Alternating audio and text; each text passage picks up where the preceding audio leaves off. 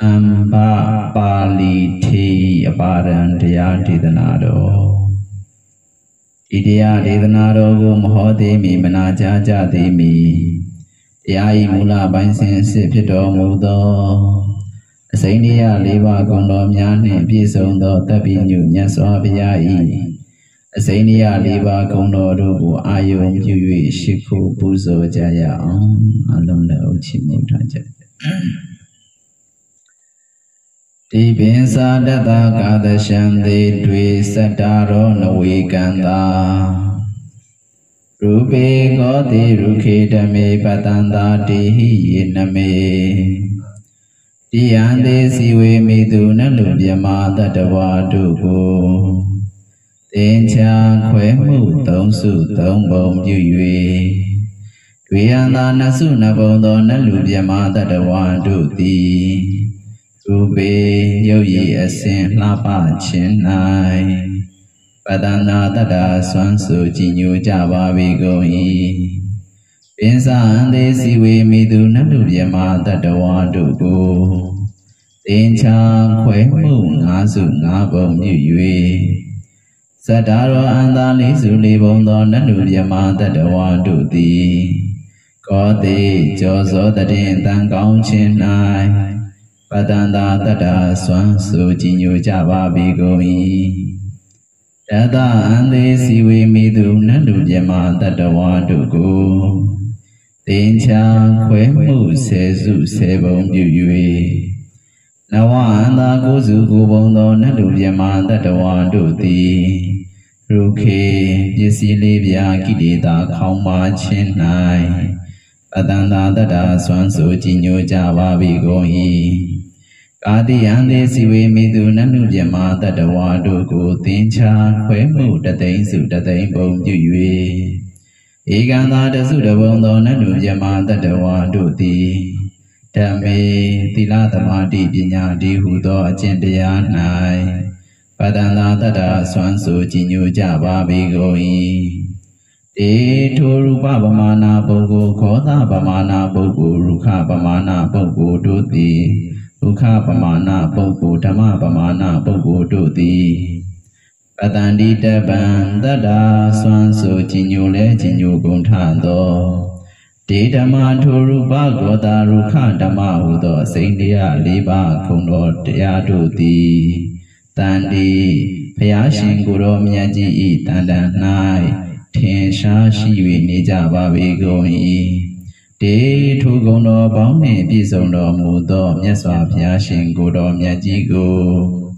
Ahanduro Du Nyalunina Tu Chinaya Myo Yadido Di Mayanduro Du Nyalunina Tu Chinaya Myo Dia Ho Dia Najame Payadido Di Namina Mama Manai Shenda Go Myam Swago Seima Yesu Tada Myu Yue Chinu Wanda Shiko Unyo Java Go I Myaswa Pya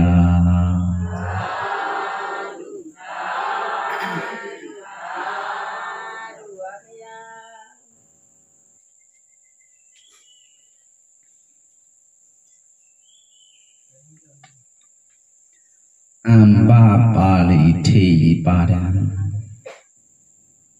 Amba Bali Te Badan Deado no Ero Zino Biga Domo Tema Tiri Abadan Tira Badan Tiri Gataro Tira Gataro Surashida no Biga Dema Bale Sura Kotaka Nike Sure Nike de Yamapa no Ero Di Abadan Di Te Gatari Tira Gatari Ababio the Le Suro Tigagama in Alea Joya Mesui Lulogama a topati devo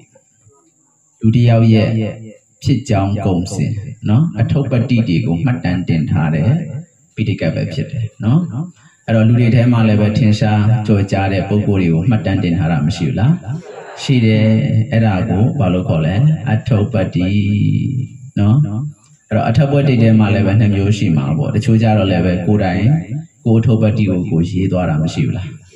ရှိတယ်အဲ့ဒါကြတော့ကိုယ်တိုင်ရေးအထုပ်ပတ်တည်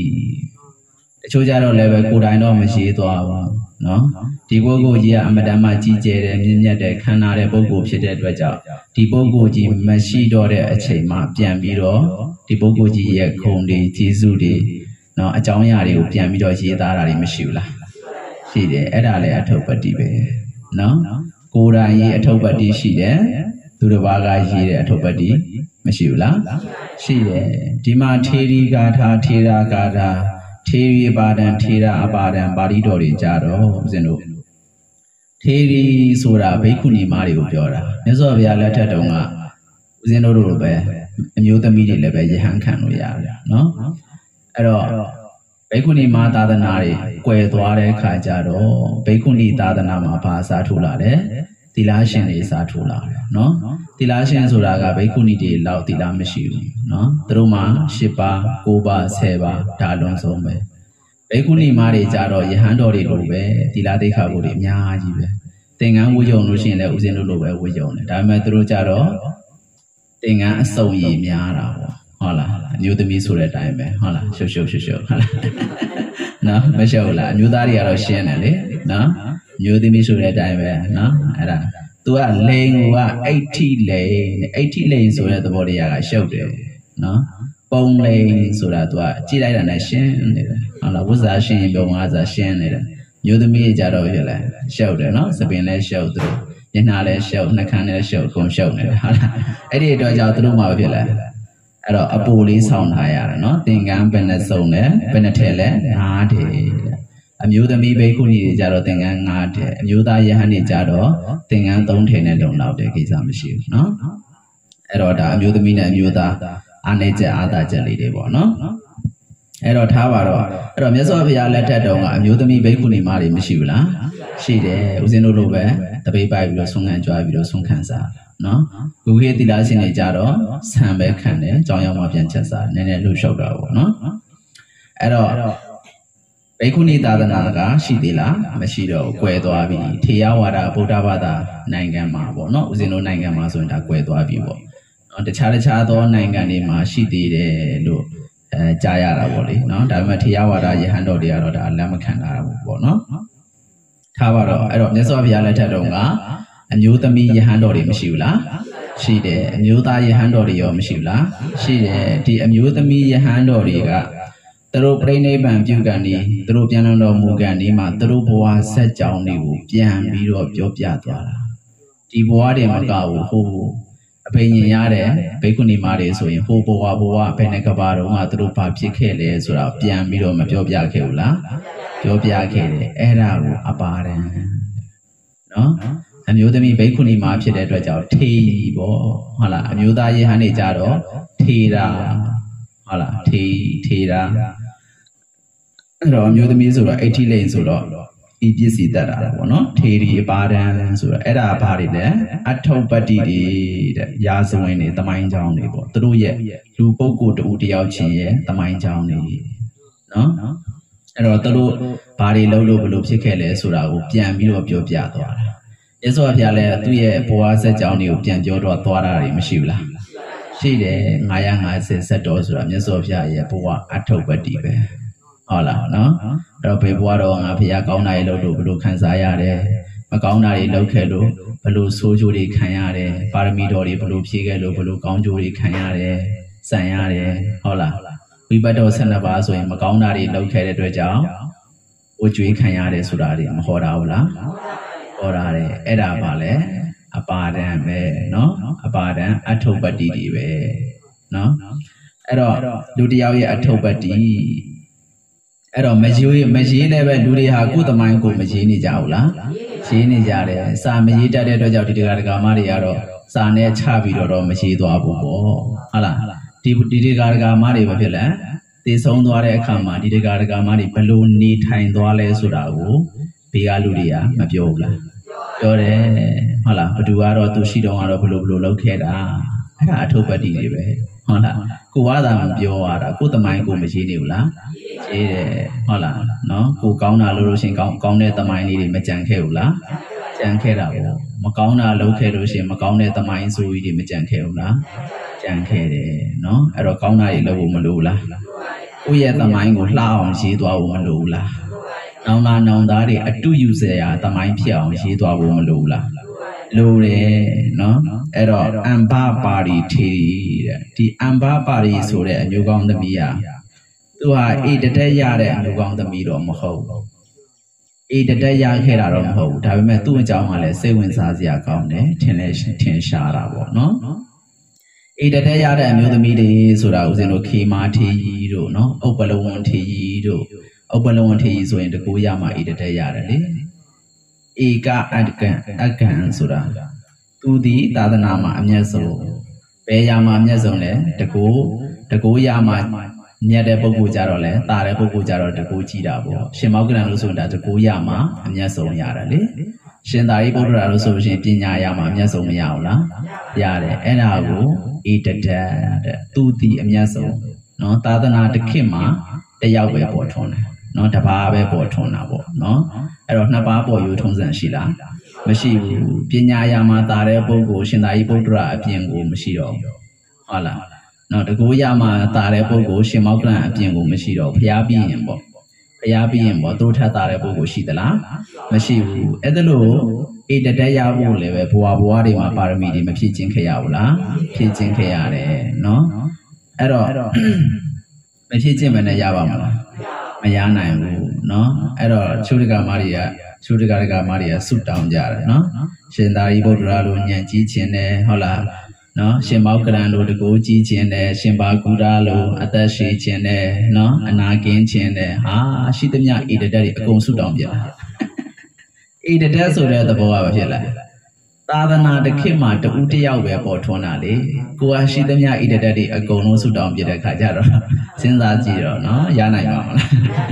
နော်အမတန်လောဘကြီးရမကြောက်လားကြားတယ်နော်အဲ့ဒီမှာအမ်ဘာပါရီထေရီတဲ့အမ်ဘာပါရီဆိုတဲ့အမျိုးကောင်းသမီးလေးဒီအမျိုးကောင်းသမီးလေးကသူ့ရဲ့အပါဒံသူ့ရဲ့ဘဝဆက်ကြောင်းကိုသူပြန်ပြောတယ်ယဟန္တာထေရီမကြီးဖြစ်ပြီးတော့သူ့ရဲ့အတိတ်ဆက်ကြောင်းကိုသူပြန်မြင်ရတယ်တဲ့မမြင်ရဘူးလားမြင်ရတယ်တကူနဲ့ကြည်တာပေါ့နော်ပုပ္ပေနိဝါဒနုတ္တိအဘိညာဉ်တဲ့အတိတ်ဘဝတွေကိုပြန်မြင်နိုင်တဲ့အဘိညာဉ်နဲ့သူကြည်လိုက်တယ်သူဘယ်ဘဝကနေလာခဲ့တယ်လဲပြန်ကြည့်လိုက်တဲ့အခါကျတော့သူဒီဒီပါဒကဘာကနေပြီးတော့ရေတွက်လို့ရှိရင်ဦးဇင်းတို့ဖုတ်တာအမည်ရှိတဲ့မြတ်စွာဘုရားရဲ့ဒီနှမတော်ဖြစ်ခဲ့တယ်တဲ့နော်94ကဘာပေါ့နော်90ကဘာပေါင်း90ကျော်မှသူပါဖြစ်ခဲ့တယ်ဖုတ်တာအမည်ရှိတဲ့မြတ်စွာဘုရားပွင့်ခဲ့တယ်တဲ့အဲ့ဒီဖုတ်တာအမည်ရှိတဲ့မြတ်စွာဘုရားရဲ့ညမတော်ပေါ့နှမတော်ဖြစ်ခဲ့တယ်တဲ့ဖရာရဲ့ညီမတော်မဖြစ်ခဲ့ဘူးလားဖြစ်ခဲ့တယ်နော်ဖုတ်တာအမည်ရှိတဲ့မြတ်စွာဘုရားရဲ့နှမတော်ဖြစ်ခဲ့တယ်တဲ့မင်းမျိုးမှာဖွားမြင်ခဲ့တယ်တဲ့ဘယ်မျိုးမှာလဲမင်းမျိုးမှာအမတန်မှအထက်တန်းကြတဲ့မျိုးရိုးမှာသူမဖြစ်ခဲ့ဘူးလားဖြစ်ခဲ့တယ်သူ့အကူကရောလောကုတ္တရာရေးရမှာထက်တန်းမကြဘူးလားကြားတယ်ဖရာရဲ့နှမတော်မဖြစ်ခဲ့ဘူးလားဖြစ်ခဲ့တယ်အဲ့ဒီမှာဖုတ်တာအမည်ရှိတဲ့မြတ်စွာဘုရားရဲ့တရားကိုနာကြားပြီးတော့အင်မတန်မှကြည်ညိုတဲ့စိတ်ဖြစ်ပြီးတော့သူဒီကုသိုလ်ကောင်းမှုတွေလုပ်ခဲ့တယ်ဒါနကောင်းမှုတွေလုပ်ခဲ့တယ်သီလကောင်းမှုတွေစောင့်တည်ခဲ့တယ်နော်အဲ့ဒါလို့ကုသိုလ်ကောင်းမှုလုပ်ပြီးတော့သူဆုတောင်းခဲ့တယ်ဘာလုပ်ခဲ့လဲဆုတောင်းခဲ့တယ်ဘယ်လိုဆုတောင်းမယ်ထင်လဲအမျိုးသမီးဆိုတော့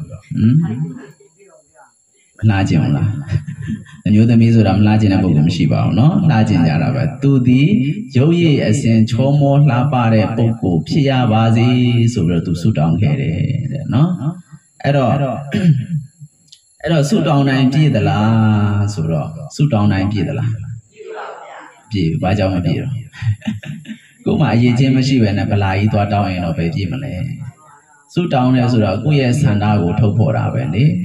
ဦးဇင်းခန္ဓာဟောပါတယ်ဒါနမပါပလာတောင်းတော့အာညောင်းယုံပဲရှိမှာပေါ့ဟုတ်လားဘာမှမလူပဲထိုင်ပြီးတော့သွားတောင်းနေအဲ့ဒါအာညောင်းယုံပဲရှိမှာဟုတ်လားနော်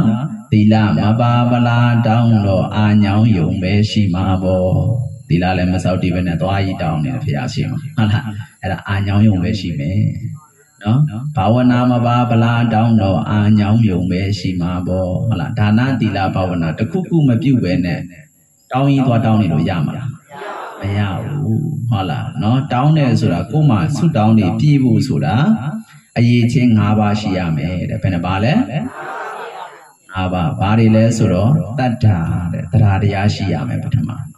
တရားတရားဆိုတာဘုရားတရားသံဃာပေါ်မှာယုံကြည်မှုတရားတရားနော်ကံကံရဲ့ကျိုးပေါ်မှာယုံကြည်မှုတရားတရားရှိဖို့မလိုလားလိုတယ်နော်ပြီးတော့ကုသိုလ်ကောင်းမှုလုပ်လို့ရှိရင်ကောင်းကျိုးရမယ်ဆိုတဲ့တရားတရားပေါ့အဲ့ဒါလည်းကံကံရဲ့ကျိုးပေါ်မှာယုံကြည်မှုတရားတရားပဲနော်အဲ့တော့ကိုလောက်တာကိုနဲ့ပဲဆိုင်တယ်ဆိုတဲ့တရားတရားရှိဖို့မလိုလားလိုတယ်နော်တရားတရားရှိရမယ်ပြီးတော့သီလရှိရမယ်တဲ့ဘာရှိရမလဲသီလရှိရမယ်တဲ့နောက်တစ်ချက်ကတုတ္တအကြမြင်ဘုဟုတုတ္တလည်းရှိရမယ်တဲ့ပြီးတော့စာကားလို့ခေါ်တဲ့သစောတော်ကပေကံစွန့်ကြဲခြင်းဒါနနဲ့သဘောတရားခက်စင်စင်ပဲနော်အဲ့တော့စွန့်ကြဲခြင်းစာကားလည်းရှိဖို့မလိုလားလိုတယ်ပြီးတော့ပညာအတိအလိမ္မာဉာဏ်ပညာလည်းပဲရှိဖို့မလိုလားလိုတယ်အဲ့ဒီအချက်တွေနဲ့ပြည့်စုံလို့ရှိရင်တောင်းတဲ့ဆုတွေနဲ့ပြည့်စုံနိုင်ပါတယ်ဆုတောင်းပြည့်ခြင်းနဲ့ဆိုရင်ဒီအချက်တွေနဲ့ပြည့်စုံဖို့မလိုလားအဲ့ဒီအချက်တွေနဲ့မပြည့်စုံပဲနဲ့ဗလာသွားတောင်းရင်ဘာဖြစ်လဲအာညောင်းပြီးတော့ပဲပြန်လာရဟုတ်လားရပါမလားပြည့်ပါမလားတချို့ကြတော့လည်းဘာဖြစ်လဲဆုတောင်းပြေးဖရားကြီးလိုက်ရှာပြီးတော့ဆုတောင်းတာဟုတ်လားဆုတောင်းပြေးဖရားဟိုစဉ်ဆုတောင်းမပြေဘူးဖရားမှန်သမျှဆုတောင်းပြေးတာကြီးပဲဟုတ်လားနော်အဲ့တော့ဆုတောင်းပြေးလို့ပဲဖရားဖြစ်လာတာလေဒီပင်္ဂလာမြတ်စွာဘုရားခြေတော်ရင်းမှာသူမိတာရှင်ရဲ့သေးရဖရားဆုမပန်ခဲ့ဘူးလားပန်ခဲ့တယ်ဆိုတာအဲ့ဒါဆုတောင်းတာပဲလေသူဒီဖရားဖြစ်ချင်ပါတယ်မဆုတောင်းလားဆုတောင်းတဲ့အခါကျတော့ဒီပင်္ဂလာမြတ်စွာဘုရားကကြည်လိုက်တယ်အေးအမောင်သူမိတာမင်းမှာခြေနေကောင်းနေရှိတယ်ဘာခြေနေကောင်းနေလဲတရားတရားမရှိဘူးလားသူမှာသီလမရှိဘူးလားတုတ္တမရှိဘူးလားနော်စာကားလို့ခေါ်တဲ့စွန့်ကြဲမှုမရှိဘူးလားရှိတယ်နော်ပညာလည်းသူ့မှာရှိတယ်အဲ့ဒါလိုအခြေအနေကောင်းတွေရှိနေတာဖြစ်တဲ့အတွက်ကြောင့်မင်းဒီနောင်လေးတင်ချင်တဲ့ကဘာတသိန်းထက်မှာဂေါရမဆိုတဲ့မြတ်စွာဘုရားဖြစ်လိမ့်မယ်လို့ပြလိုက်ပေးလိုက်ဟုတ်လားသူ့မှာအခြေအနေကောင်းရှိလို့ရနိုင်တဲ့အခွင့်အလမ်းတွေရှိလို့ပေးလိုက်တာဘုရားကပေးလိုက်တာမဟုတ်သူ့မှာအခြေအနေကောင်းရှိလို့ဖြစ်လိမ့်မယ်လို့ကြိုတင်ဟောကိန်းထုတ်ပေးလိုက်တာပဲဆိုရတာကလောကမှာကလေးတယောက်စာရန်ကြိုးစားတယ်ဟုတ်လားအဲ့ကလေးစာကြိုးစားတာကိုကြည့်ပြီးဒီကလေးကတော့နောက်တစ်ချိန်မှာပညာတတ်ကြီးဖြစ်မှာပဲလို့မှန်းလို့မရဘူးလားကလေးတယောက်ကတော့ငပြင်းလုံးနေတဲ့စာမကြက်ဘူးဆိုလို့ရှိရင်နောက်တစ်ချိန်မှာငပြင်းပဲဖြစ်မှာပဲဟုတ်လားပညာတတ်ကြီးဖြစ်မှာမဟုတ်ဘူးလို့မှန်းလို့မရဘူးလားရတယ်အဲ့ဒါလို့ဟောကိန်းထုတ်ပေးလိုက်တာနော်အဲ့တော့ဘုရားတိုင်းဒီဆုတောင်းမပြည့်ဘူးလားဆုတောင်းပြည့်လို့ဘုရားဖြစ်တာပေါ့အဲ့ဒါကိုဆုတောင်းပြေးဖျားလိုက်မကြွေဘူးလားကြွေးတယ်ဆုတောင်းပြေးဖျားဆုတောင်းမှဆုတောင်းပြေးတယ်လို့သူတို့ကယူဆကြတယ်နော်တချို့ကြတော့လည်းပဲအလိုတော်ပြည့်လို့ဆန္ဒတော်ပြည့်လို့စုံနေတာပဲဖျားနောက်မယ်ဒီဖျားပွဲတွေကလည်းနော်လူတွေကပြည့်ချင်တာဘူးနော်ပြည့်ချင်ဘာလို့ရမလဲပြည့်နိုင်လောက်တဲ့အရေးချင်းတွေစူးစမ်းထားဖို့မလိုလားပြည့်နိုင်လောက်တဲ့အရေးချင်းတွေမစူးစမ်းထားပဲနဲ့ပြည့်ပါမလားမပြည့်ဘူးကိုယ်မှအရေးချင်းရှိမှအဲ့ဒါကြောင့်ဦးဇင်းပြောတာလေဦးဇင်းပြောတာမို့မြတ်စွာဘုရားဟောတာလေအတ္တဟိအတ္တနောနာတော်ကိုယ်ဒီပင်ရင်ကိုယ့်ရဲ့အာကိုရပဲဟုတ်လားကိုယ်မှအာကိုနိုင်လောက်တဲ့ဒါနရှိတယ်အာကိုနိုင်လောက်တဲ့သီလရှိတယ်အာကိုနိုင်လောက်တဲ့ဘာဝနာရှိတယ်ဆိုရင်ကိုယ်ဒီပင်ရင်ကိုယ့်ရဲ့အာကိုရမဖြစ်သွားဘူးလားဖြစ်သွားတယ်ကိုယ်ဒီပင်ရင်သူတစ်ပါးတွေရဲ့အာကိုရရောမဖြစ်သွားဘူးလားဖြစ်သွားတယ်ဟုတ်လားနော်ကိုယ်ဒီပင်ရင်သူတစ်ပါးတွေရဲ့အာကိုရဖြစ်သွားတယ်သူတစ်ပါးတွေကကိုယ့်ကိုအာကိုနေတယ်ဆိုတာကလည်းပဲကိုယ်မှာအာကိုနိုင်လောက်တဲ့အရေးချင်းရှိလို့ဟုတ်လားကိုယ်မှမရှိရင်ဘယ်သူမှမချင်းကပ်ဘူးဟုတ်လားဒါကြောင့်လောကနေရာမှာပဲဘယ်သူမှလည်းစိတ်ဆိုးစရာအကြောင်းမရှိဘူးဟုတ်လားရှင်းရှင်းလေးပဲနော်ကိုယ်ကိုချင်းကပ်နေတယ်ဆိုတော့ကိုယ်မှရှိလို့ချင်းကပ်နေတာပဲနော်ကိုယ်မှမရှိရင်ဘယ်သူချင်းကပ်မလဲ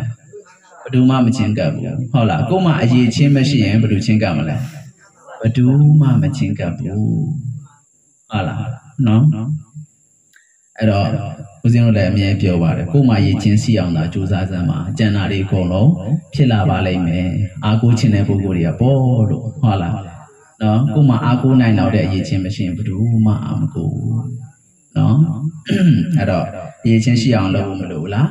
လိုတယ်အဲ့ဒါကြောင့်အတ္တဟိအတ္တနောနာထောကိုတီးပင်လျင်ကိုယ့်ရဲ့အာကိုရပဲအဲ့တော့ဆုတောင်းပြည့်ချင်တယ်ဆိုရင်ဘယ်နှချက်နဲ့ညီရမလဲ၅ချက်တတ္တာသီလသုတ္တစာကပညာဒီ၅ချက်နဲ့ပြည့်စုံမယ်ဆိုရင်တောင်းတဲ့ဆုတွေနဲ့ပြည့်စုံနိုင်ပါတယ်နော်အဲ့ဒီ၅ချက်နဲ့မပြည့်စုံမယ်နဲ့ဆုတောင်းပြေးဖရာကြက်ကြက်ကြီးလိုက်ရှာပြီးတော့ဆုတောင်းမပြေဘူး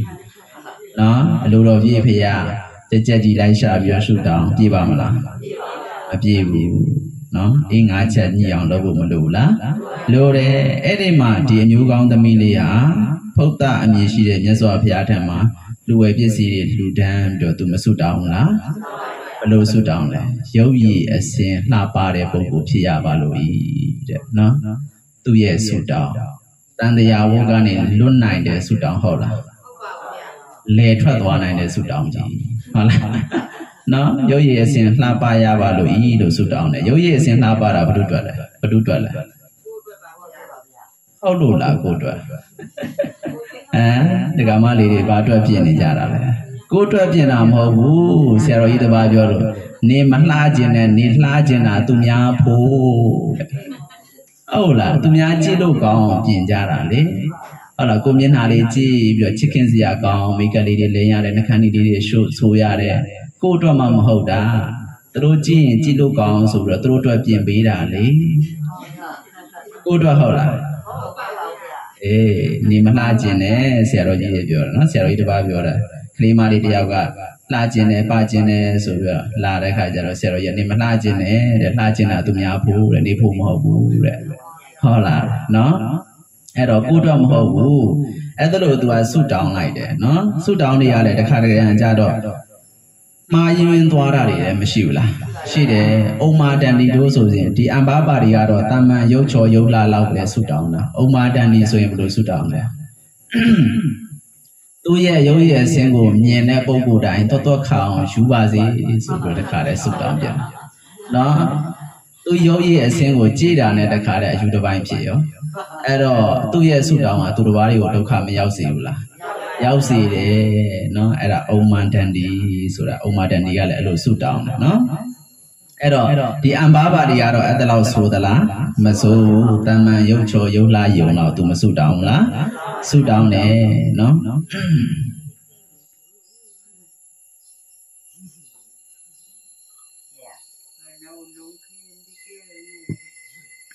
အဲ့ဒါနဲ့သူဦးဇင်းတို့ဒီဖုဒ္ဓမြတ်စွာဘုရားရှင်သာသနာကွယ်ပြီးတော့သူကအဲ့ဒီမှာပေါ့နော်သူဆုတောင်းကြောင့်လူချမ်းသာနဲ့ချမ်းသာတွေဖြစ်တယ်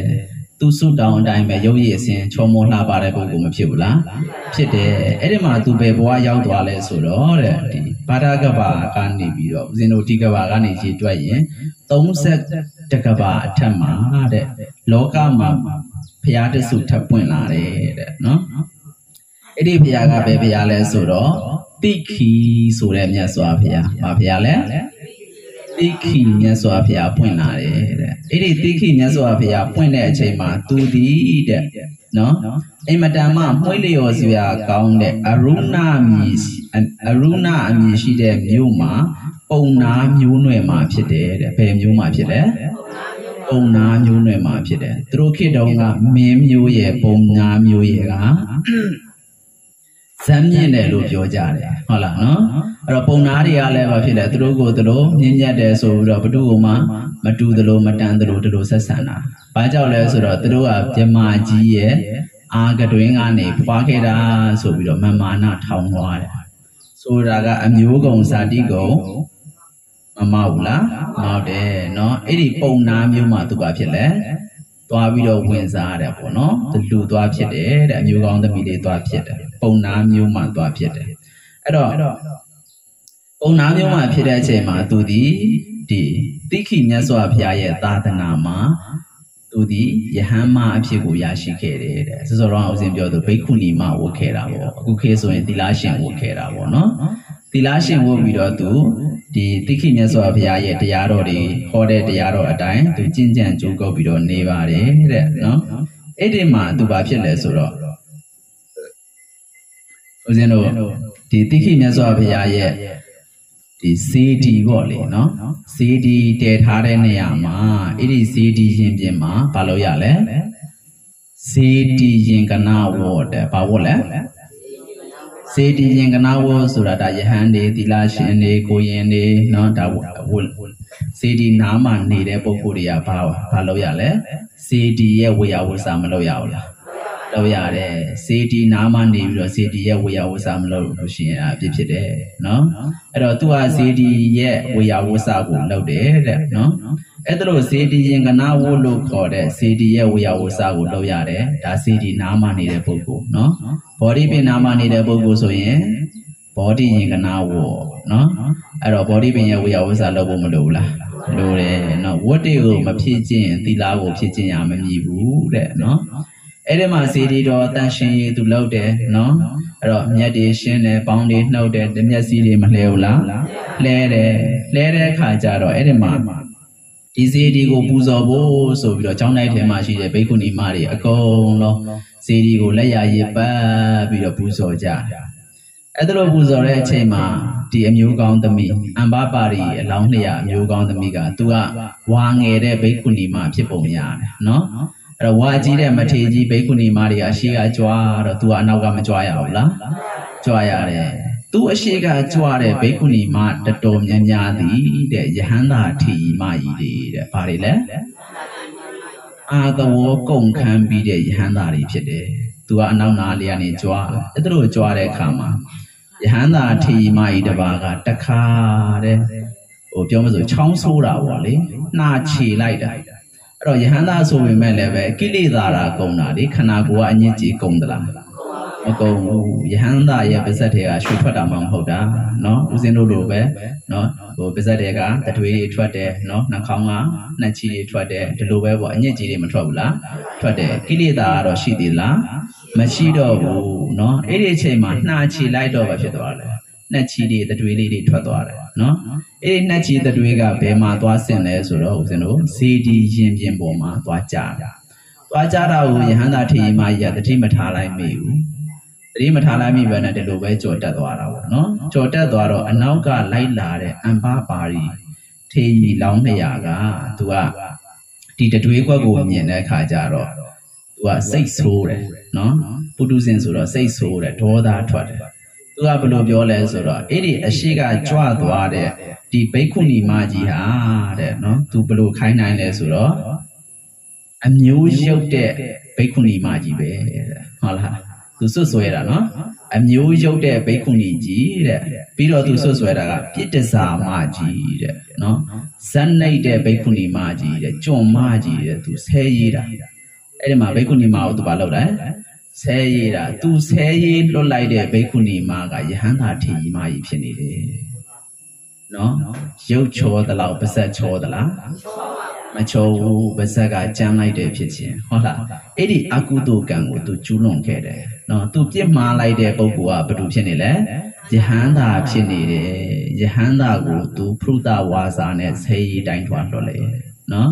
အဲ့ဒါလို့လွတ်လိုက်တဲ့အကုသိုလ်ကံကြောင့်တဲ့နော်တေတီအချားမဲမှာဘာဖြစ်မလားငရဲကြတယ်နော်အဲ့တော့ပါဇက်နော်ပါဇက်စောက်ထိန်မှုမလို့ဘူးလားလို့တယ်နော်အဲ့ဒါပြောချင်းရတယ်ပြောလို့ရှိရင်ဒုက္ခမရောက်နိုင်ဘူးလားအဲ့တော့ပါဇက်ရဲ့အလောက်ကဘယ်နှခုလဲနှစ်ခုပဲရှိတယ်နော်ပြောဖို့နဲ့စားဖို့စားခြင်းတာတွေစွတ်စားလို့ရှိရင်ဒုက္ခမရောက်ဘူးလားရောက်တယ်ပြောခြင်းရတယ်စွတ်ပြောလို့ရှိရင်ဒုက္ခမရောက်ဘူးလားရောက်တယ်ကိုပြစ်မှားလိုက်တဲ့ပုဂ္ဂိုလ်ကိုပြောဆိုလိုက်တဲ့ပုဂ္ဂိုလ်ကသီလသမာဓိပညာကြီးရင်ကြီးသလောက်ကိုပြန်ပြီးတော့မခံရဘူးလားခံရတယ်နော်ဒီမှာသူယဟန္တာထေရီမကြီးကိုဘယ်လိုဆွဆွဲပြောဆိုလဲနော်ဆဲရေးလိုက်တယ်နော်အယုတ်တမမကြီးပဲကြုံမကြီးပဲပြစ်တစားမကြီးပဲသူပြောတာနော်နင်းနင်းနာသူဆဲရေးလွတ်တယ်တဲ့နော်အဲ့ဒီကံကိုသူမကျူးလွန်လိုက်ဘူးလားကျူးလွန်တယ်ရုပ်ချောပေမဲ့တချို့နှုတ်ကြမ်းတယ်နော်ဟုတ်လားနော်အဲ့တော့ရုပ်ချောတလောက်ပါဇက်ချောဖို့လည်းမလိုဘူးလားလိုတယ်ယဟန္တာမကြီးကတော့နော်ရုပ်ချောခြင်းမှာချောမှာဘူးဒါပေမဲ့သူစိတ်ကမချောဘူးလားချောတယ်ဟုတ်လားနော်သူနှုတ်ကရောချောတယ်နော်နှုတ်မကြမ်းဘူးဒီအမ္ဘပါရီလောင်းလျာထေရီမကြီးကတော့ဘာဖြစ်လဲရုပ်ချောတလောက်ပါဇက်မချောတဲ့အတွက်ကြောင့်နော် အဲ့ဒါလို့ပြစ်မှားလိုက်တဲ့အခါကျတော့တေတီဤအခြားမဲ့မှာတဲ့သူဒီငရဲကိုကြာရောက်ရပါတယ်နော်ငရဲကိုကြာရောက်ပြီးတော့တခါအဲ့ဒီငရဲကနေပြီးတော့ငရဲဆင်းရဲတွေအမျိုးမျိုးခံစားရပြီးတော့အဲ့ဒီငရဲကလွတ်လာပြန်တဲ့အခါကျတော့လည်းပဲပြည့်တစ္ဆာဘဝတွေပဲဖြစ်ရတယ်တဲ့ပြည့်တစ္ဆာဆိုတာသိလားမကောင်းတဲ့အမျိုးသမီးပေါ့နော်နားလဲအောင်ပြောမကောင်းတဲ့အမျိုးသမီးနော်အပျော်မဲပျော်တော်ဆက်ပေါ့နော်အဲ့တော့လူတကာရဲ့အသုံးတော်ခံရတဲ့အမျိုးသမီးမဖြစ်ရဘူးလားဖြစ်ရတယ်ဘာလို့လို့လဲဘိက္ခုနီမကိုယဟန္တာဘိက္ခုနီမကိုဆဲရေးလွတ်လိုက်လို့ဟုတ်လားအဲ့တော့ပါဇက်ကိုစောက်ထိန်ဖို့မလိုဘူးလားလိုတယ်နော်ပြောချင်ရတယ်ရှောက်ပြောတော့မနေနဲ့ဟုတ်လားနော်အဲ့ဒီမှာဒုက္ခရောက်အဲ့တော့သူဒီတဲ့ဆဲလိုက်တာကတော့တဘဝပဲဆဲလိုက်တာကတော့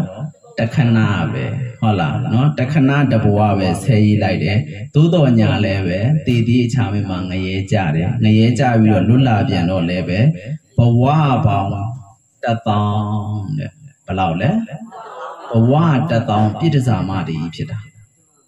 နော်သူဆဲရေးထားတဲ့အတိုင်းပဲနော်သူတစ်ပါးကိုပြည့်တစားမလို့စွတ်ဆွဲထားတဲ့အတိုင်းပဲဘဝပေါင်းဘယ်လောက်လဲ1000ဆဲလိုက်တာခဏလေးမတန်ဘူးနော်ဟုတ်လားနော်ဆဲလိုက်တာခဏလေးနော်ကိုခံရတာကဖြစ်လဲဘဝပေါင်း1000တဲ့ပြည့်တစားမအဖြစ်ရခဲ့တယ်တဲ့နော်အဲ့တော့သူဒီတဲ့အဲ့ဒါလို့ဆဲရေးလိုက်တာဘာနဲ့တူလဲဆိုတော့တဲ့ပြက်စီစီတက်တော့အစိတ်ကိုစားလိုက်သလိုပဲအကုသိုလ်ကံနော်ဆဲရေးခြင်းသည်ဟူသောအကုသိုလ်ကံကိုလွန်ကျူးလိုက်တာဘာနဲ့တူလဲကိုပြက်စီစီတက်တဲ့အစိတ်ကိုမျိုးချလိုက်သလိုပဲတဲ့နော်အစိတ်ကိုမျိုးချလိုက်တဲ့ပုဂ္ဂိုလ်ကတေဘေးကနေလွန်မြောက်နိုင်သလားမလွန်မြောက်နိုင်သလိုပဲဒီအကုသိုလ်ကနေပြီးတော့မလွန်မြောက်ခဲ့ပါဘူးတဲ့သူဘဝတိုင်းခံရတယ်ဘယ်နှဘဝလဲဘဝပေါင်း1000တရားမဟုတ်1000ဘဝပေါင်း1000မခံရဘူးလားခံရတယ်နော်ငရဲကြငရဲကလွတ်ပြည့်တစားမဖြစ်ငရဲကြငရဲကလွတ်ပြည့်တစားမဖြစ်အဲ့ဒါလိုခံရတယ်နော်အဲ့တော့အဲ့ဒီတိခိမြတ်စွာဘုရားကနေပြီးတော့ငရဲကြလိုက်နော်ပြည့်တစားမဖြစ်လိုက်အဲ့လိုလာခဲ့တာဘယ်ဘုရားလက်ထက်ရောက်သွားလဲဆိုတော့ကတ္တဗမြတ်စွာဘုရားလက်ထက်ရောက်သွားတယ်တဲ့ဘယ်လက်ထက်ရောက်သွားလဲကတ္တဗမြတ်စွာဘုရားလက်ထက်ရောက်သွားတယ်တဲ့အဲ့တော့အဲ့ဒီကတ္တဗမြတ်စွာဘုရားလက်ထက်မှာတော့သူဟာဘိက္ခုနီမပဲပြန်ဖြစ်တယ်နော်အမျိုးကောင်းသမီးဘိက္ခုနီမပြန်ဖြစ်တယ်အဲ့ဒီဘဝမှာတော့သူကောင်းတာလေးတွေလုပ်ခဲ့တယ်နော်သူဘဝတစ်လျှောက်လုံးကောင်းတာလေးတွေလုပ်ပြီးတော့သူဘာဆုတောင်းလဲဆိုတော့ပဋိသန္ဓေနေရခြင်းဒုက္ခကိုသူကအင်မတန်မှဆက်ဆုပ်ယွန်းစားတဲ့အတွက်ကြောင့်သူကုသိုလ်ကောင်းမှုလုပ်ပြီးတိုင်းအမေရဲ့ဝမ်းကောင်းထဲမှာပဋိသန္ဓေနေရတဲ့ပုဂ္ဂိုလ်မဖြစ်ရပါလို့ဤလို့သူဆုတောင်းခဲ့တယ်ဘယ်လက်ထက်မှာလဲကတ္တဗမြတ်စွာဘုရားရှင်လက်ထက်မှာကတ္တဗမြတ်စွာဘုရားဆိုတာဦးဇင်းတို့ကောရမမြတ်စွာဘုရားအရင်ပွင့်သွားတဲ့ဘုရားပဲနော်အဲ့ဒီဘုရားလက်ထက်မှာသူဘာဖြစ်လဲဘိက္ခုနီမဖြစ်တယ်ဘိက္ခုနီမဖြစ်ပြီးတော့သူဒီကောင်းတဲ့အလုပ်တွေမလုပ်ခဲ့ဘူးလားလုပ်ပြီးတော့သူဘာဆုတောင်းလဲပဋိသန္ဓေနေရခြင်းဒုက္ခမခံရပါလို့ဤလို့သူမဆုတောင်းခဲ့ဘူးလားဆုတောင်းခဲ့တယ်နော်အဲ့တော့သူဆုတောင်းကလည်းပဲစောစောတုန်းကဦးဇင်းပြောတယ်တတ္တာသီလတုတ္တစာကပညာလို့ခေါ်တဲ့အချက်5ချက်နဲ့ကိုက်ညီတဲ့ခါကျတော့ပြည့်တာပေါ့ဗျာအဲ့ဒီမှာသူဂေါရမမြတ်စွာဘုရားရှင်လက်ထက်ရောက်လာတယ်တဲ့အဲ့ဒီဘဝကနေသူစုတည်ပေါ့နော်အဲ့မှာဂေါရမမြတ်စွာဘုရားရဲ့သာသနာကိုရောက်လာတဲ့ခါကျတော့သူဘာဖြစ်တယ်လဲဆိုတော့အဲ့ဒီမှာတရက်ဥယျင်ကြီးတစ်ခုမှာတရက်ပင်ရဲ့ခိုင်းမှာပေါ့နော်တရက်ပင်အောက်မှာတခါတည်းဘွားကနေလာပေါ်တယ်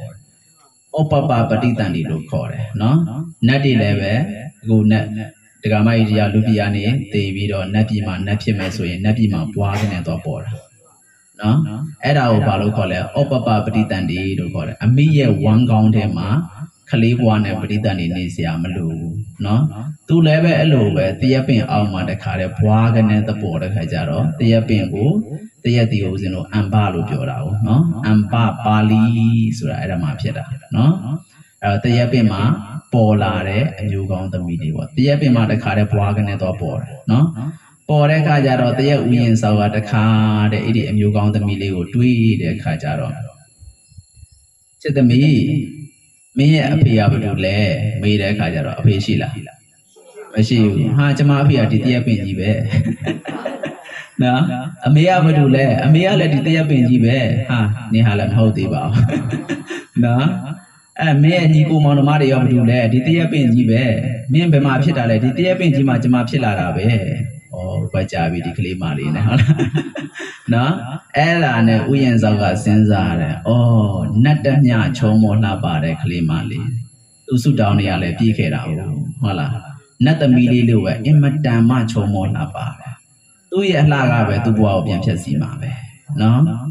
အဲ့ဒီမှာအင်မတန်မှချုံမောလှပါတဲ့ကလေးမလေးအဖေလည်းမရှိအမေလည်းမရှိဒီတိုင်းလှုပ်ထားလို့တော့မရဘူးဟုတ်လားဒီကလေးမလေးတောက်တီတောက်တဲနဲ့ရှောက်သွားနေခြင်းပဲဖြစ်တယ်လမ်းတရေတွေဘာတွေနဲ့တွေ့ရင်ဒုက္ခနော်အဲ့တော့ဥယျာဉ်မှုကအမျိုးမျိုးမစင်စားဘူးလားစဉ်းစားတယ်ဟုတ်လားအဲ့တော့ဖြစ်တယ်ငါအိမ်မှာမွေးစားထားရင်ကောင်းမလားဒါမှမဟုတ်လို့ရှိရင်လည်းဖြစ်တယ်မိဘမဲကြီးဟာကိုပို့ရင်ကောင်းမလားသူစောက်စဉ်းစားပြီးတော့အဖြေထွက်တယ်ဘယ်လိုဖြေထွက်လဲဆိုတော့လစ်စဝီမင်းတွေဝေသာလီမှာဖြစ်တာပေါ့နော်ဝေသာလီကတရက်ဥယျာဉ်မှာသူသွားဖြစ်တော့ဝေသာလီကြီးမှာဘသူတွေအုပ်ချုပ်တယ်ဆိုတော့လစ်စဝီမင်းတွေဗာမင်းတွေလဲလစ်စဝီမင်းတွေဆိုတာဦးဇင်းတို့ဒီအလှည့်ကျမင်းပြုတဲ့စနစ်ပေါ့နော်အခုခေတ်ဆိုဒီမိုကရေစီစနစ်ပေါ့နော်အဲ့တော့မဲပေးပြီးတော့ရွေးချယ်တင်မြှောက်ပြီးတော့ဦးဇင်းတို့ဘယင်တပါးတွေကအုပ်ချုပ်တာမဟုတ်ဘူးအလှည့်ကျအုပ်ချုပ်တယ်နော်သမရတယောက်9နှစ်သက်တမ်းဆိုလို့ရှိရင်နောက်တစ်ယောက်တက်နော်သူသက်တမ်းကုန်လို့ရှိရင်နောက်တစ်ယောက်ထက်တက်ပေါ့အဲ့ဒါလိုအုပ်ချုပ်ကြတယ်သူတို့မှလည်းပဲလွတ်တော်အဆောက်အုံကြီးရှိတယ်တဲ့တန်ထာဂါရတဲ့ဗာလဲတန်ထာဂါရလို့ခေါ်တယ်လွတ်တော်အဆောက်အုံကြီးမှာဦးဇင်းတို့နေပြည်တော်မှာလွတ်တော်အမတ်တွေစီဝေးသူတို့ပဲသူတို့လည်းစီဝေးထိုင်ကြအဲ့တို့စီဝေးထိုင်တဲ့နေရာမှာဒီအမ်ဘာပါတီအမျိုးကောင်းသမီးလေးကိုတရက်ဥယျာဉ်ဆောက်ကနေပြီးတခါတကလေးမလေးလာနေဒီတိုင်းလျှောက်သွားနေလို့မရဘူးဟုတ်လားနော်လမ်းတရဲတွေဆွဲကုန်ရင်တော့ဒုက္ခ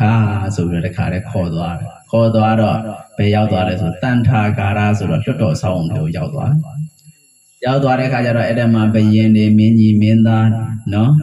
အဲ့ဒါအမတ်တွေလွတ်တော်အမတ်တွေပေါ့စီဝေးနေကြတဲ့အခါမှာသွားပြီးတော့သူကအဆိုတင်သွင်းတယ်နော်ဒီကလေးမလေးကတရက်ဥယျာဉ်မှာဖြစ်လာတာဟုတ်လားသူ့အဖေလည်းမရှိဘူးအမေလည်းမရှိဘူးနော်တကောင်ကျွတ်အထီးကျန်အဲ့တော့ကျွန်တော်မျိုးဘယ်လိုဆုံးဖြတ်ရမလဲဒီကလေးမလေးကိစ္စကိုလွတ်တော်ကိုလာတင်ပြတာပါအဲ့ဒါနဲ့လွတ်တော်ဥထားကြီးကလည်းတခါတည်းစီဝေးဝဲကျင်းပါဘယ်လိုလုပ်ကြမလဲပေါ့ဟုတ်လားနော်အဲ့ဒါနဲ့ဘယင်ကြီးကလည်းမိဖုရားအဖြစ်မှမြောက်မယ်လို့ရောဟုတ်လားဘာကြောင့်လဲအမ်ဘာပါလီအမတန်မှချောကိုဟုတ်လားသူကလည်းပဲတူတီးပိုင်သူသိမ့်မယ်လို့ရောလောက်တဲ့ခါကျတော့သမရကြီးသိမ့်လို့မရဘူးဟုတ်လားဟိုလူကလည်းလိုချင်တယ်ဒီလူကလည်းလိုချင်တယ်ဖြစ်ရောဝေစားမတဲတော့နော်ရှိတာကတယောက်တည်းဟုတ်လားဘယင်ကလည်းလိုချင်တယ်အင်ရှိမင်းသားလည်းလိုချင်တယ်အမတ်ကြီးကလည်းလိုချင်တယ်နော်အဲ့ဒါဝေစားမတဲတဲ့ခါကျတော့ဘယ်လိုလုပ်ကြမလဲနော်အဲ့တော့ဒီကလေးမလေးကိုဦးဇင်းတို့ဒီမိဖုရားဖြစ်လို့လည်းမရဘူးဟုတ်လားမိဖုရားတင်လိုက်လို့ရှိရင်ကျန်တဲ့ဘယင်တွေကမကျင်တယ်လို့ရှိရင်တခါလေလုံခြံမှုတွေတပ်ဖြတ်မှုတွေဖြစ်လာမယ်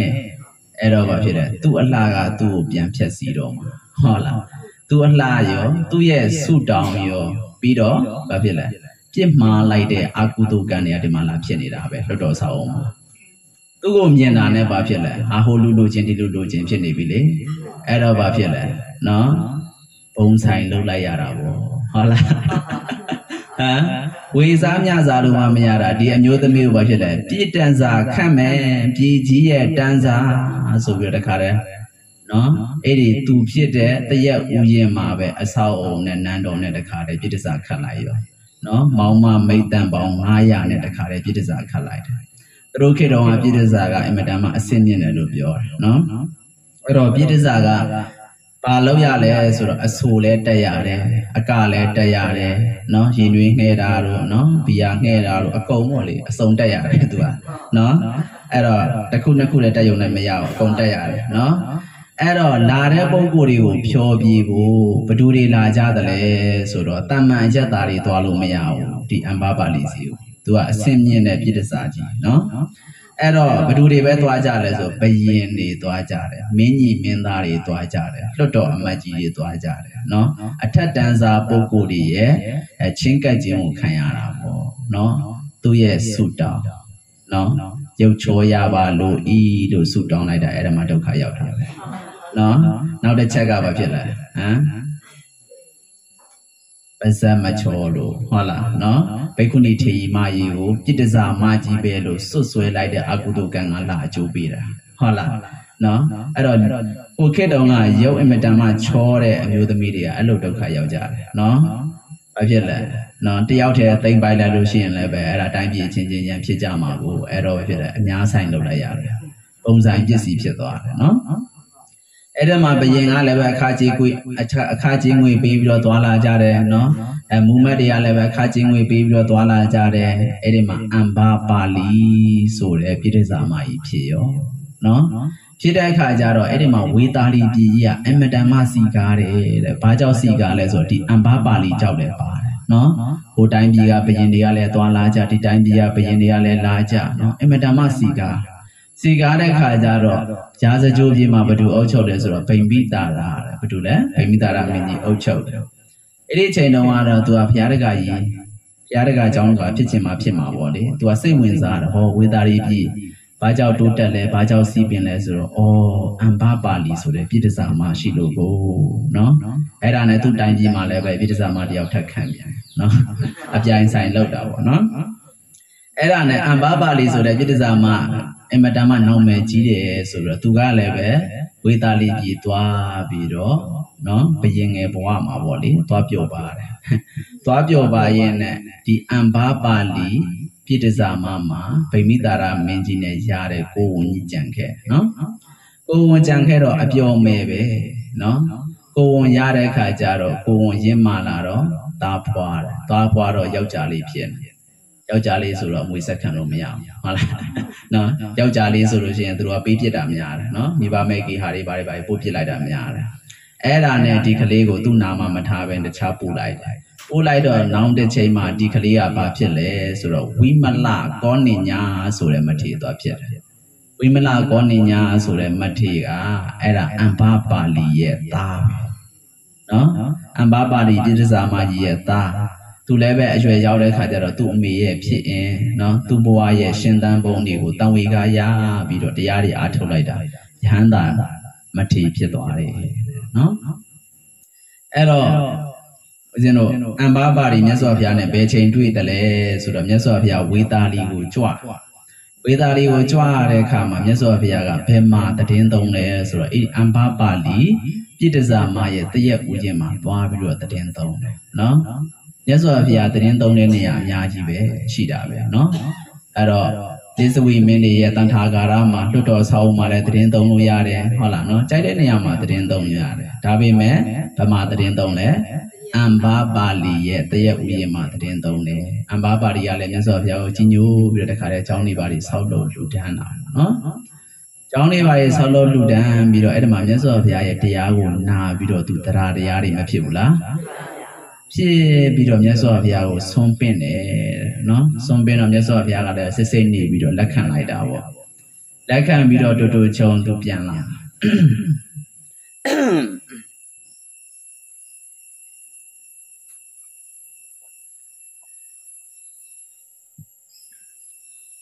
အဲ့တော့အပြန်လမ်းမှာဦးဇင်းတို့ဘသူတွေနဲ့တွေ့လဲဆိုတော့ဝစ်စီပေါ့နော်လစ်စဝီမင်းတွေနဲ့တွေ့တယ်တဲ့နော်လစ်စဝီမင်းကြီးမင်းသားတွေနဲ့တွေ့တယ်လစ်စဝီမင်းကြီးမင်းသားတွေကလည်းဘာလဲလုပ်လဲဆိုဖះကိုဆွန်းဖုံးဖို့လာပင့်တာဆွန်းစားလာပင့်တာပေါ့နော်အဲ့တော့ဒီအမ်ဘာပါလီဆိုတဲ့ပြိတ္တဇာမကလည်းမြတ်စွာဘုရားကိုဆွန်းပင့်ပြီးတော့ရလို့ပျော်ပြီးတော့ပြန်လာတဲ့ချိန်မှာသူတို့ခေတ္တကတော့ယထာလို့ခေါ်တာပေါ့လေယထာလုံးပေါ့နော်ယထာဆိုပေမဲ့မြင်းရထားပေါ့ခုခေတ်ဆိုမြင်းလှဲပေါ့နော်မြင်းလှဲတို့နွားလှဲတို့မြင်းတကောင်ကားတဲ့လှဲရှိတယ်နှစ်ကောင်ကားတဲ့လှဲရှိတယ်အဲ့ဒီမြင်းလှဲကြီးနဲ့အပြန်ဟိုကလည်းပဲဝိဇ္ဇိမင်းတွေကလည်းပဲမြတ်စွာဘုရားကိုလာမပင့်ဘူးလားလာပင့်တယ်အဲ့ဒီမှာလမ်းမှာအမ်ဘာပါလီနဲ့မဆုံလားဆုံတဲ့အခါကျတော့အမ်ဘာပါလီကဘာလုပ်လဲဆိုငဲကုံသောမင်းသားတွေရဲ့ယထာလှဲကိုတခါတည်းသူ့လှဲနဲ့တိုက်ပြစ်တာနော်တိုက်ပြတဲ့အခါကျတော့တခါတည်းဟိုကဘယင်တွေမင်းသားတွေပဲဒါပေမဲ့ဘယင်တွေမင်းသားတွေဆိုရင်အမ်ဘာပါလီမှာခါချင်းငွေပေးပြီးတော့သွာလာနေတဲ့ပုံကိုယ်တွေပဲလေသူကအမ်ဘာပါလီကပြည့်ရစာဆိုရင်လည်းဩဇာညောင်းပုံရတယ်နော်အဲ့ဒါနဲ့အမ်ဘာပါလီကိုဆဲရေးလုပ်ကြတာပေါ့နော်ဟေးအယုဒ္ဓမာမနေပါဖြစ်လို့ငါတို့လဲကိုတိုက်ပြရတာလေဆိုပြီးတော့ပြောဆိုကြတယ်တဲ့နော်ပြောဆိုကြတဲ့ခါကျတော့ ဘာကြောင့်လဲဆိုတော့သူမြတ်စွာဘုရားကိုဆုံးပင်ခဲ့ပြီးပြီတဲ့အဲ့တော့ဆုံးပေးတာမြတ်စွာဘုရားကလက်ခံတယ်အဲ့ဒါကြောင့်သူဝမ်းသာလုံးလို့လိုက်တိုက်ပြတာနော်အဲ့ဒါနဲ့ဝိဇိမင်းတွေကလည်းဘာဖြစ်လဲဟာဒီပြစ္ဆာမကမြတ်စွာဘုရားကိုဆုံးပင်တာရတယ်ဟုတ်လားအဲ့တော့မင်းပင့်ထားတဲ့ဆုံးကိုတို့ပြန်ရောင်းလို့ရောမရောင်းနိုင်ဘူးဟုတ်လားတင်တို့ရဲ့ဘယင်စည်းစိမ်တွေအကုန်ပြီးလည်းပဲကျမမရောင်းနိုင်ပါဘူးတဲ့ဒီတိုင်းပြည်ကြီးကိုကျမကိုပြီးလည်းပဲမြတ်စွာဘုရားကိုဆုံးကပ်ခွင့်ကိုကျမမရောင်းနိုင်ပါဘူးတဲ့နော်မြတ်စွာဘုရားတရားနာပြီးတော့သောတာပန်ဖြစ်သွားပြီပဲဘယ်ရောင်းတော့မလဲဟုတ်လားနော်ဒီတရားကမှဆိုရောင်းရင်ရောင်းမှာပြောလို့ရတာမဟုတ်နော်ဟုတ်လားနော်အေးယနာတော်ရအကြောင်းဆုံးပင့်ပြီဟုတ်လားဟာငါ့ကိုပေးဆိုပေးလိုက်မှာပဲနော်အဲ့တော့မြတ်စွာဘုရားကိုဆုံးပင့်ပြီးတော့မြတ်စွာဘုရားကိုဆုံးပင့်တာရတော့ရောင်းသေးလားမရောင်းတော့ဘူးဒီတက္ကမရင်မပြောနဲ့ဦးဇင်းတို့မဟာဒုတ်ကြည့်လေဟုတ်လားသူစင်းရဲလေမြတ်စွာဘုရားရဲ့မြတ်တပိတ်ကိုလည်းရသွားရောတခါတဲ့တထေးတွေတကြွယ်တွေနော်အကုန်လုံးသူမြတ်စွာဘုရားရဲ့တပိတ်ကိုတောင်းပြီးတော့မဝယ်ဘူးလားရောင်းသလားမရောင်းလူစင်းရဲပင်မဲ့တရားတရားမစင်းရဲဘူးတရားတရားမမွဲဘူးမမွဲတဲ့ခါကျတော့ရောင်းသေးလားမရောင်းဘူးဖရာရဲ့တန်ဖိုးကိုသိတယ်တရားရဲ့တန်ဖိုးကိုသိတယ်တန်ဃာတော်ရှင်သူမြတ်တွေရဲ့တန်ဖိုးကိုသိတယ်ဒီကုသိုလ်ကောင်းမှုရဲ့တန်ဖိုးကိုသူတို့မသိဘူးလားသိတဲ့ခါကျတော့ရောင်းသေးလားမရောင်းတော့ဘူးတဲ့နော်အဲ့တော့ဘာဖြစ်လဲအိဇဝိမင်းတွေကမကျေနပ်တာနဲ့မရောင်းတဲ့နေပေါ်မြတ်စွာဘုရားကိုတို့ရောင်းအောင်ရှောက်မယ်ဆိုပြီးတခါတည်းမြတ်စွာဘုရားကြီးရောက်လာတော့မြတ်စွာဘုရားကိုလာလျှောက်တော့မြတ်စွာဘုရားဘယ်လက်ခံမလဲအရှိမလက်ခံပြီးသားရှိနေပြီလေဟုတ်လားနော်အဲ့တော့အရှိမလက်ခံပြီးသားရှိနေပြီမရောင်းတော့ဘူးပေါ့နော်အဲ့ဒါလို့သူ့ရဲ့တရားဟာတရားရပြီးတဲ့နောက်ပိုင်းမှာမပြောင်းလဲသွားဘူးလားပြောင်းလဲသွားတယ်နော်အဲ့တော့သူဒီတဲ့နော်အဲ့ဒီမှာသူ့အသက်အရွယ်တွေနည်းနည်းရလာတဲ့အခါကျတော့သူ့သားကနေပြီးတော့သူ့အမေကိုတရားဟောတာပေါ့နော်တရားဟောတယ်တရားဟောပြီးတော့သူ့သားရဲ့တရားကိုနာရင်နဲ့သူဘာဖြစ်သွားလဲဆိုတော့နောက်ပိုင်းကျတော့သာသနာပေါင်းတွေဝင်ဘိက္ခုနီမဝတ်ပြီးတော့နောက်ဆုံးသူဒီယဟန္တာထေရီမကြီးဖြစ်သွားတယ်တဲ့နော်အဲ့ဒီမှာယဟန္တာထေရီမကြီးဒီဖြစ်တာကလည်းပဲဦးဇင်းတို့ရိုးဖြစ်တာမဟုတ်ပဋိတံပိတာ၄ပါးနဲ့ယဟန္တာဖြစ်တယ်တဲ့ပဋိတံပိတာ၄ပါးဆိုပိဋကတ်သုံးပုံအကုန်တက်သွားတယ်ရိုးယဟန္တာမဟုတ်ဘူးเนาะဒီတက္ကမတွေရှင်းအောင်ပြောမယ်ဆိုလို့ရှိရင်လောကမှာ10တန်းအောင်တဲ့ကလေးတွေမရှိဘူးလားရှိတယ်တချို့ကြတော့လည်းပဲအောင်ယုံလေးအောင်တာတချို့ကြတော့ဖြစ်တယ်ဂုဏ်လူတစ်ပါးသာပါတယ်တချို့ကြတော့2ပါးသာ3ပါးသာ4ပါးသာပါတာတွေမရှိဘူးလားရှိတယ်ဒီအံပါပါရီထေရီဘိက္ခုနီမကြီးဟာဘာဖြစ်လဲပိဋကအသုံးပုံအောင်ပြီးတော့တခါတည်းဂုဏ်ထူးနဲ့တကွာယဟန္တာထေရီမကြီးဖြစ်သွားတယ်တဲ့နော်အဲ့တော့သူ့ဘဝအကြောင်းလေးကိုကြည့်လိုက်ရှေ့ပိုင်းမှာရုပ်ချောပြီးမဲ့ပစက်ချောလားမချောဘူးအမှားတွေမကျူးလွန်ခဲ့ဘူးလား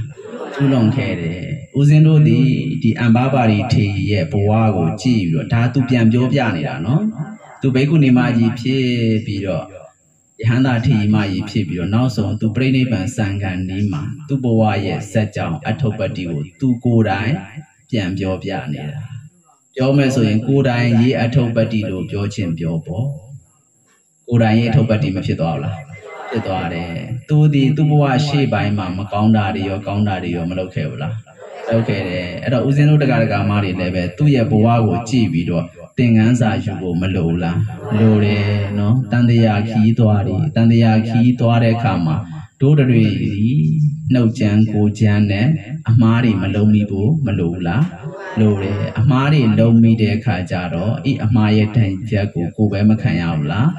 ခံရတယ်နော်ဆုတ်တောင်းတွေလည်းပဲမှန်ကန်ဖို့မလိုဘူးလားနော်ဆုတ်တောင်းတွေမှားသွားလို့ရှိရင်လည်းပဲဖြစ်လဲဒုက္ခမရောက်နိုင်ဘူးလားရောက်နိုင်တယ်အဲ့တော့ဆုတ်တောင်းတွေပြည့်ဖို့ဆိုရင်လည်းပဲဦးဇင်းတို့တတ္တာသီလသုတ္တစာကာပညာလို့ခေါ်တယ်နော်ဒီအင်္ဂါ၅ချက်နဲ့ပြည့်စုံဖို့မလိုဘူးလားလိုတယ်အဲ့တော့ဦးဇင်းတို့ဒီဘာခီးသွားတယ်လဲ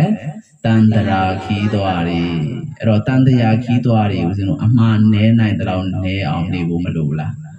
လိုတယ်နော်ဦးဇင်းတို့ဘုရားလက်ထက်တုန်းကဂုတ်စုတ်တရာကြည်လေ ခကုံးမကြီးနော်ခုတ်စုတ်တရာကျွန်းခကုံးမကြီးပေါ့နော်အဲ့ဒါဘာကြောင့်သူခကုံးဖြစ်တယ်လဲဆိုတော့အဲ့ဒါဟိုစားနောက်တဲ့သဘောပေါ့နော်သူတို့ရဲ့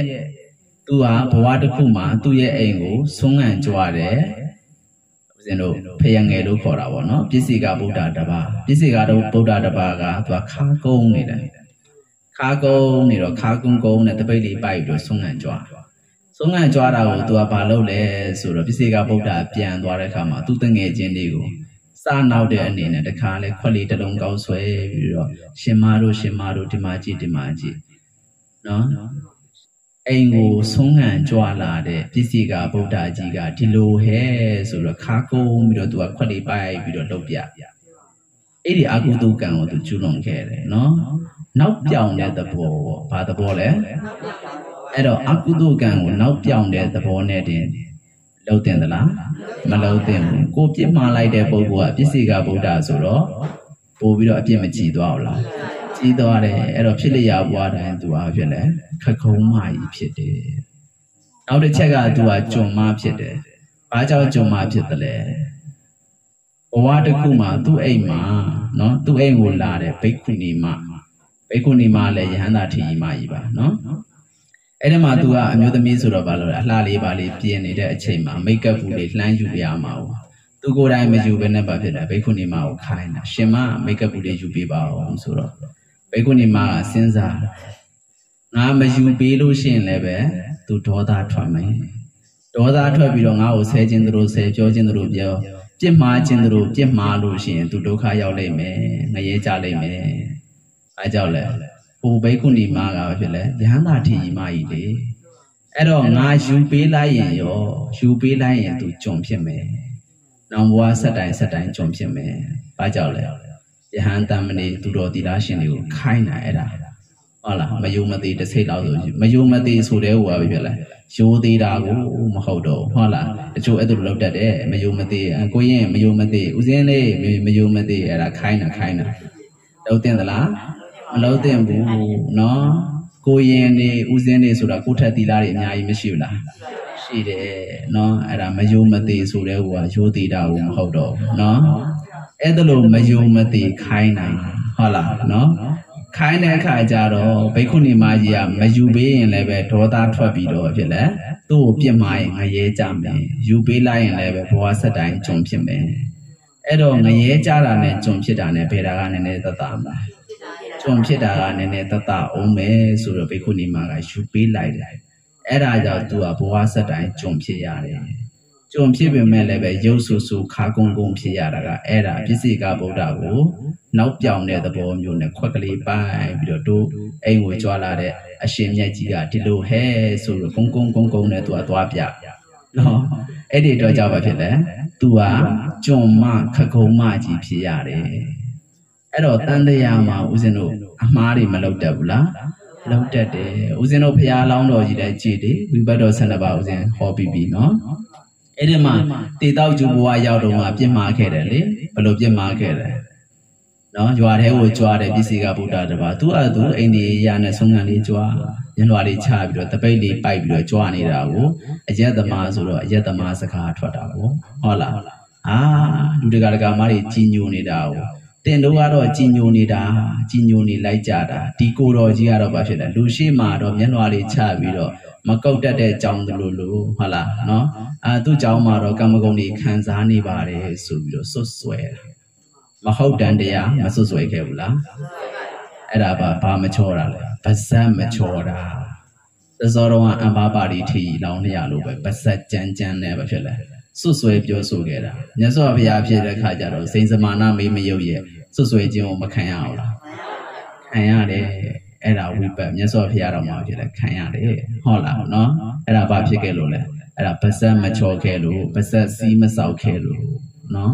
အဲ့တော့မိမိတို့တွေလည်းပဲအမှားမလုံးမိအောင်ကြိုးစားဖို့မလို့လားလို့တယ်နော်အဲ့တော့အမှားမလုံးမိကြပါစေနဲ့နော်အဲ့တော့အမှားလုံးမိလို့ရှိရင်တန်တရားအဆက်ဆက်မခံရနိုင်ဘူးလားခံရနိုင်တယ်နော်အဲ့တော့ဒီနေ့ဦးဇင်းပြောတာအမ္ပပါဠိထေရီအပါဒံကိုဦးဇင်းတို့အနှစ်ချုပ်ပြီးတော့ ပြောပြသွားတာပေါ့နော်အဲ့တော့ဘဝမှာဘဝဆိုတဲ့အကြောင်းကြီးထဲမှာသင်ခန်းစာတွေယူဖို့မလိုလားလိုတယ်အမှုမဲ့အမှတ်မဲ့နေသင့်သလားမနေသင့်ဘူးနော်ကိုဘဝတစ်လျှောက်ကိုကြည့်ပြီးတော့လည်းသင်ခန်းစာယူဖို့လိုသလိုသူတစ်ပါးတွေရဲ့ဘဝကိုကြည့်ပြီးတော့လည်းပဲသင်ခန်းစာယူဖို့မလိုလားလိုတယ်အခုလိုမြတ်စွာဘုရားဟောထားတဲ့ထေရီထေရာဘိက္ခုနီမတွေရဲ့ဘဝအထုပ်ပတ္တိတွေကိုပြောပြတာတွေကိုလည်းပဲအခါအားလျော်စွာနားပြီးတော့ဒီဘိက္ခုနီမကြီးကတော့ဘယ်ဘဝတော့ဘယ်လိုလှုပ်ထားလို့ဘယ်လိုခံရတယ်တို့လည်းပဲသူ့လိုမကျူးလွန်မှုအောင်ကြိုးစားမယ်ဟုတ်လားလော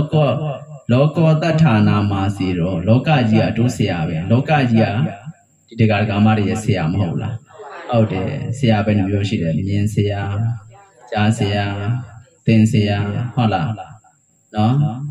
ပညာရက်တစ်ခုကိုတချို့တွေလောက်ပြတာပေါ့နော်ကိုကကြည့်ပြီးတော့တက်သွားတယ်ဆိုတာမြင်ဆရာဖြစ်သွားတာပဲသူကခါရရန်ကြတော့ကြားပြီးတော့ကိုကတက်သွားတယ်ဆိုရင်ကြားဆရာဟုတ်လားဒီခါရရန်ကြတော့သင်ယူပြီးမှတက်တယ်ဆိုရင်ဒါသင်ဆရာလောကကြီးကဒီတရားကာမတွေကိုနီးပေါင်းစုံနဲ့မသင်ပြနေဘူးလားသင်ခန်းစာတွေမျိုးစုံမပေးနေဘူးလားအဲ့လိုသင်ခန်းစာတွေ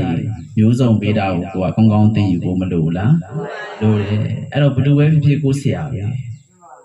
ကိုဆရာပဲမဟုတ်လားနော်အဲ့တော့တခါတော့ဆရာတော်ကြီးတပါအကြောင်းပေးနာမှာတက္ကမ2ယောက်ရှံဖြစ်ကြတတ်ကြတာတခါလေနော်စပင်းတွေဆွဲပါးတွေရိုက်တခါလေထမင်းတွေကတော့ကြိုက်ချကြတာချကြတဲ့အခါကျတော့ဆရာတော်ကြီးကကိုရင်လေးကျောင်းသားလေးကိုဟေးလာကြဆိုတော့ဘာလုပ်မလဲလို့ဆရာတော်ကြီးကငါချက်သေးဆောင်ထဲမှာဘာတွေရှိတယ်ကြွားကြည့်စမ်းဆိုတော့ချက်သေးဆောင်ထဲမှာမုတ်တွေဘာတွေထည့်ထားတာဟုတ်နော်ကော်ဖီတို့မုတ်တို့ငါပြောသီးတို့ထည့်ထားတော့အဲ့ဒါအကုန်ယူဆိုတော့ဘာလို့လဲဆရာတော်ဟိုမှာကြည့်စမ်းတဲ့အမှရံဖြစ်နေတဲ့တက္ကမ2ယောက်သွားပေးနော်ဘာလို့ပေးရမှာတော့ဆိုတော့အဲ့ဒါငါ့ကိုတရားဟောနေတာတရားကိုပူဇော်တော်အပြည့်ဖြစ်တယ်သွားပေးလိုက်ဆိုကိုရင်တွေចောင်းသားတွေကသွားပေးတော့ဟိုတက္ကမ2ယောက်ဖြစ်လဲဘာဖြစ်တာလဲပေါ့နော်သူတို့ကရံဖြစ်နေတာမုတ်တွေပါတွေစားရတာဆိုတော့ဟုတ်လားဆရာတော်ကြီးကပေးခိုင်းတာအဲ့ဒါနဲ့ဆရာတော်ယူလာရှောက်ဘာဖြစ်လို့လဲဆိုအဲ့နင်တို့ကငါ့ကိုတရားဟောနေတာဟုတ်လားအဲ့ဒါတရားကိုပူဇော်တဲ့အနေနဲ့ပေးတာဟုတ်လားလောကကြီးထဲမှာကောင်းတဲ့လူတွေရှိသလိုမကောင်းတဲ့လူတွေလည်းမရှိဘူးလားရှိတယ်ဒါတရားပြနေတာလေဒေါသထွက်စဉ်ဘယ်လိုဖြစ်နေလဲဆိုတာဆရာတော်ကြီးသင်ခန်းစာယူနေတာဟုတ်လားအများကြီးပဲဟုတ်လားမကောင်းတဲ့လူတွေ့ရင်လည်းပဲကိုဆရာပဲသူ့လိုမကောင်းတဲ့လူမဖြစ်အောင်ငါကြိုးစားမယ်ကောင်းတဲ့လူတွေ့ရင်လည်းပဲကိုဆရာပဲသူ့လိုလူကောင်းသူကောင်းဖြစ်အောင်ငါကြိုးစားမယ်သင်ယူဖို့မလိုလားလိုတယ်နော်အဲ့တော့သင်ယူပြီးတော့အမှန်နဲ့နိုင်သမျှနေအောင်နေထိုင်နိုင်ကြပါစေလို့ပြောရင်းနဲ့တရားနိဂုံးချုပ်ကြရအောင်နော်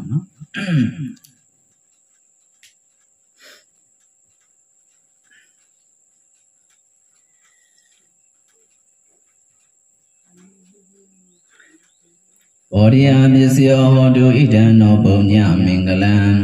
ပုံညဘာကံသူလဗန္တုပမောဒန္တုတတိဝကနောမြမြတ်သာကြည်ပါရမီရင်ကျူဇာနိထုကုသိုလ်ရှင်ကျွန်ုပ်တို့ဤ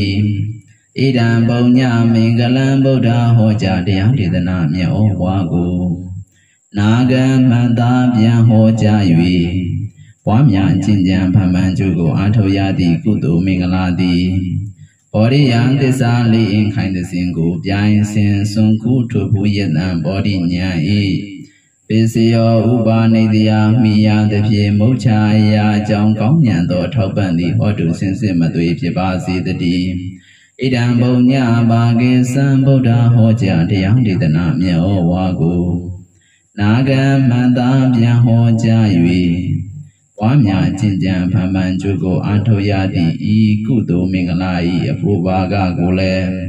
တတိဝကကဘာမနေသမျှဝိနည်းများစွာတတဝနန္ဒမှန်သမျှတို့သည်သူလဗန္တုရွှင်လန်းကြီးမြေဝါကွန်းပုံစီတွေ့တကဲ့သို့ပီတိငွေစိတ်မှထုံလျက်အိဋ္ဌာယုံတွေ့ထူလို့မို့ကြီးနူးကိုပိုင်ရယူနိုင်ကြပါစေကုန်တည်းသူလတာကိုစီအလိုညီ၍ကြည်သာရွှင်ပြုံအလုံးမြတူရယူကြကုန်ပြီး၍ပမောဒန္တုကိုယ်စိတ်နှပြလူအိဋ္ဌာဖြင့်ပြည့်ကားကျွဲမြောက်ဝမ်းမြောက်နိုင်ကြပါစေကုန်တည်း ဝါပမောဒန္တုလူပြည်တွင်မကနတ်ပြည်မှာဆက်သွယ်လျက်အထက်နယ်ပြမချင်းလုံးမှုဖျားတဲ့ကဘာတုံအောင်တတဟုံလျင်လျင်မောက်ပြီးလျင်ဝမ်းမြောက်ဝမ်းသာပထနာအောင်စုခါခါပြုလျက်သာဓုတံအောင်နမိတ်ဖြင့်အောင်ဘိတေသွန်လောင်းနိုင်ကြပါစေကုန်တည်း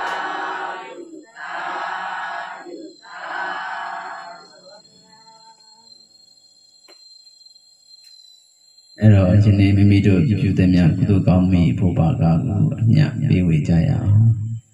အလုံးလိုက်ဆိုလိုက်အရှင်မြတ်ဗျာဘုရားတပည့်တော်တို့သည်ကံကို၎င်း